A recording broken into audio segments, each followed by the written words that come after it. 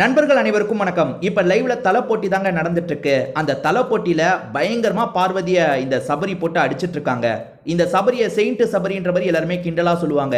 இப்ப சொல்றேன், இவன் செயின்ட் சபரி கிடையாது, சைக்கோ சபரி. நான் அவ்வளவு சீக்கிரம் யாரையும் இந்த மாதிரி ஒருமையிலலாம் பேச மாட்டேன். ஆனா இவன் பண்ண காரியத்துக்கு இவனெல்லாம் ஒருமையில தான் பேசணும். அந்த ப்ரோமோ படி பார்த்தா கூட கேம்ல இவன் ஃபோர்ஸா தள்ளி விடுறான்னு நம்ம பார்க்கலாங்க. ஆனா கேம்ல கூட இவன் ஃபோர்ஸா தள்ளி விடல, வேணும்ட்டே வன்மம் வச்சு ஒருத்தர் தள்ளி விட்டா எப்படி இருக்குமோ அந்த மாதிரி தள்ளி விடுறான். ப்ரோமோல நீங்க பார்த்துருப்பீங்க, கனி கால்லையும் சாண்ட்ரா கால்லையும் போய் விழுவாங்க. அப்படி விழுந்ததுக்கு அப்புறமே என்னாச்சு ஏதாச்சுன்னு எல்லாருமே பக்கத்துல போய் பார்ப்பாங்க. அதுவே ஒரு பெரிய தள்ளி விடுறதுன்னு எல்லாருமே பேசிட்டு இருக்காங்க. ஆனா இந்த சைக்கோ நாய் இருக்கான் பாத்தீங்களா, முதல்ல அப்படி தள்ளி விட்டு பார்வதி விழுறாங்க. விழுந்தவன கூட என்னாச்சு ஏதாச்சுன்னு பார்க்கலங்க, திரும்பி பார்வதி எந்திரிச்சு வராங்க.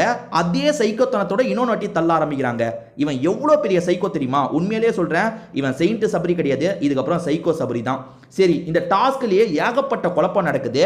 அது என்னன்னு பாத்தீங்கன்னா, டாஸ்க்ல ஏதாவது பிரச்சனைனா சொல்ல சொல்லி 2 பேரை பிக் பாஸ் நிறுத்தியிருக்காரு, சாண்ட்ரா கனி. டாஸ்க்ல ஏதாவது பிரச்சனைனா அவங்க 2 பேர் சொல்லுவாங்க. அதாவது லைன் அவங்க தாண்டிட்டாங்களா இல்லையான்றதெல்லாம் யார் சொல்லுவா? வெளியே இருக்க சாண்ட்ரா கனி சொல்லணும். அவங்க தானே சொல்லணும். வெளியே இருக்க எல்லாருமே டார்கெட் பண்றாங்க.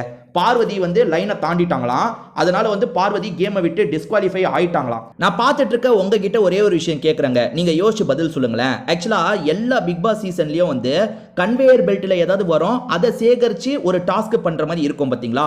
அந்த டாஸ்க்ல ஒரு லைன் போட்டிருப்பாங்க. அதாவது இங்கிருந்து தான் கன்வேயர் பெல்ட்ல இருந்து வரதை எடுக்கணும்னு ஒரு லைனை போட்டிருப்பாங்க. எந்த ஒரு சீசன்லயாவது அந்த லைனை யாராவது தாண்டாம இருந்திருக்காங்களா? கண்டிப்பா தாண்டிடுவாங்க. பிக் பாஸ் சொல்லுவாரு, எங்க அந்த லைனை தாண்டக்கூடாது, எங்க அந்த லைனை தாண்டக்கூடாது. அதே மாதிரி நடுவர்களா ஜட்ஜா யாராவது இருக்காங்கன்னா அவங்களும் சொல்லுவாங்க, லைனை தாண்டாத, லைன் மேல கால் படுது, தாண்டாத தாண்டாதன்னு சொல்லுவாங்க. தாண்டாத தாண்டாதன்னு கடைசி வரைக்கும் சொல்லுவாங்களே தவிர அந்த கேம்ல எல்லாருமே காலை வைக்க தான் செய்வாங்க, தாண்ட தான் செய்வாங்க. கேம் நடந்துகிட்டே தான் இருக்கும். ஆனா பார்வதி ஒரு இடத்துல லைனை விட்டு வெளியே போயிட்டாங்களாம், அதனால அவங்க டிஸ்குவாலிஃபைடா, விளையாடக்கூடாதான். பார்வதி கேட்கல, மேற்கொண்டு விளையாடுறாங்க. சரி, அப்படியே இருந்தாலும் அவங்க டிஸ்குவாலிஃபைடு, அந்த காலை வெளியே எடுத்துட்டு டிஸ்குவாலிஃபைடு ஆயிட்டாங்கனாலும் யார் சொல்லணும்? யார் சொல்லணும்? கனி சாண்ட்ரா சொல்லணும், பார்வதி நீங்க காலை வச்சிட்டீங்க, வெளியே வாங்கன்ட்டு. இவங்க சொல்றதுக்கு முன்னாடி வெளியே இருக்கிற விக்ரம் முந்திரி கொட்டை மாதிரி சொல்றாரு, நீ வெளியே பார்க்கறதுக்கு தான் இருக்கிற, கருத்து சொல்றதுக்கு இல்ல, நீ எதுக்கு கருத்தை சொல்ற? ஆக்சுவலா என்ன நடக்குது தெரியுமா? இது நீங்க அந்த ஸ்பாட்ல இருந்தா தாங்க பார்வதி படுற கஷ்டத்தை ஃபீல் பண்ண முடியும். உதாரணத்துக்கு நம்ம ஸ்கூல்ல படிக்கிறோம்னு வச்சுக்கோங்களேன், ஒரு 3 ஃப்ரெண்ட்ஸ் உள்ள மோத போறாங்க, அதாவது ஒரு கேம் மாதிரி விளையாட போறாங்க. ஆனா ஒரு ஃப்ரெண்ட் எல்லார்கிட்டயும் ஜாலியா பேசுவான்னு வச்சுக்கோங்களேன், ரொம்ப அவன் எக்ஸ்ட்ரோவர்ட், எல்லார்கிட்டயும் ஜாலியா பேசுவான். இன்னொருத்தன் இன்ட்ரோவர்ட், பெருசா யார்கிட்டயும் ஜாலியா பேச மாட்டான். இன்னொருத்தன் ரெண்டுத்துக்கும் நடுவில் இருக்கான்னு வச்சுக்கோங்க. இப்ப சுத்தி இருக்கிற ஃப்ரெண்ட்ஸ் எல்லாருமே மச்சான் நீ தாண்டா ஜெயிக்கணும், நீ தாண்டா ஜெயிக்கணும்னு அந்த எக்ஸ்ட்ரோவர்ட்டுக்கே சப்போர்ட் பண்ணா எப்படி இருக்கும்? அது எவ்வளவு அன்ஃபேரா இருக்கும் யோசிச்சு பாருங்க. என்னடா இது, 3 பேர் கேம் விளையாடுறோம், அவங்க வெறும் கிளாப் தட்டி சப்போர்ட் பண்ணா பரவாயில்ல, அது என்ன சபரிக்கே சப்போர்ட் பண்ணிட்டு இருக்காங்க? அப்ப நம்ம தோக்கணும்னே முடிவு பண்றாங்களா அப்படின்றது வருமா வராதா? அப்படிதாங்க பண்றாங்க.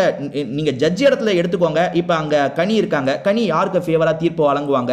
2 இடத்துல சபரியும் காலை வெளியே வச்சிருந்தானா அதை பார்த்து இவங்க சொல்லிடுவாங்களா, சபரி நீ காலை வச்சிட்டன்னு சொல்லிடுவாங்களா? வெளியே இருக்கிறவங்களை யோசிச்சுக்கோங்க, விக்ரம் யாருக்கு சப்போர்ட் பண்ணுவாரு? அங்க உட்காந்துட்டு இருக்கிறதுல நிறைய பேர் யாருக்கு சப்போர்ட் பண்ணுவாங்க? சபரிக்கு தான் சப்போர்ட் பண்ணுவாங்க. எல்லாருமே சேர்ந்து பார்வதியை உண்மையிலே டார்கெட் பண்றாங்க. பார்வதி நிறைய ஸ்போர்ட்டிவா எடுத்திருக்காங்க இந்த கேமை பொறுத்த வரைக்கும், நான் சொல்றேன். ஏன்னா பார்வதி பொதுவா ஸ்போர்ட்டிவா எடுத்துக்கிற டைப் இல்ல, எதுக்கு எடுத்தாலும் வம்பு பண்ணுவாங்க. ஆனா இந்த டாஸ்கை பொறுத்த வரைக்கும் நிறைய இடத்துல ஸ்போர்ட்டிவா எடுத்துட்டு போறாங்க.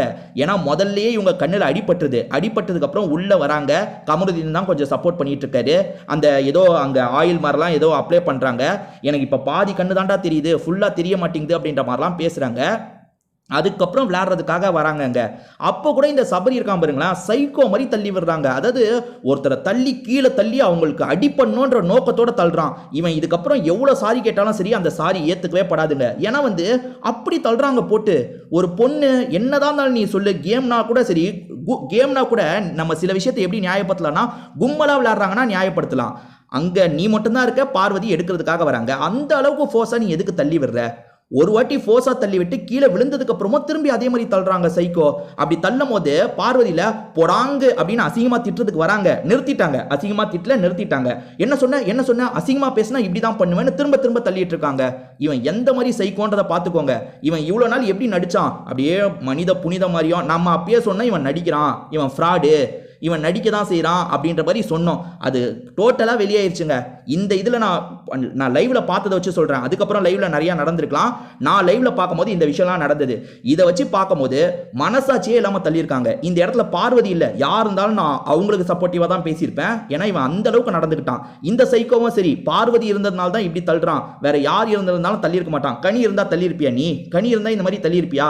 தள்ளியிருக்க மாட்டல்ல. அப்ப பார்வதினா எப்படினாலும் தள்ளலாம் நினைச்சிட்டு இருக்காங்க.